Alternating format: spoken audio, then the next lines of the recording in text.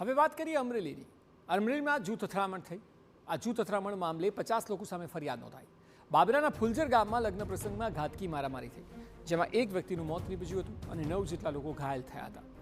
જે બાદ સમગ્ર ફુલઝર ગામ પોલીસ છાવણીમાં ફેરવાયું છે અને મોડી રાત સુધી પોલીસે પેટ્રોલિંગ હાથ ધર્યું હતું. મહત્વનું છે કે લગ્ન પ્રસંગમાં ઘોડીને ટ્રેક્ટર અડી જતા મામલો ઉગ્ર બન્યો હતો. સમગ્ર મામલે પોલીસે નામજોગ 30 સહિત કુલ 50 જણના ટોળા સામે ફરિયાદ નોંધી. હત્યા અને હત્યાના પ્રયાસના ગુના નોંધી શંકાસ્પદ આરોપીઓની પૂછપરછ હાથ ધરાઈ.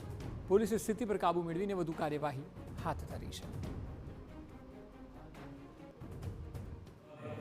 આજ બનાવ દરમિયાન એમના પર જીવલેણ પ્રાણઘાતક હથિયારો વડે 50 થી પણ વધારે લોકો દ્વારા જે સાગર પંતવાણી અને એમના પિતાજી અને જે ટોળું ધસી આવેલ એમને જીવલેણ હુમલો કરેલ, તો તેમને પણ ફ્રેક્ચર થયેલ છે અને એમના પિતાજીને કે એમના ભાઈને શરીરે નાની મોટી ઈજાઓ થઈ છે, જેની બાબરા પોલીસ સ્ટેશનમાં BNS કલમ 109 અને રાયોટિંગ 323-24 છે, જેની નવી કલમ 115-118 મુજબ ગુનો દાખલ કરવામાં આવેલ છે.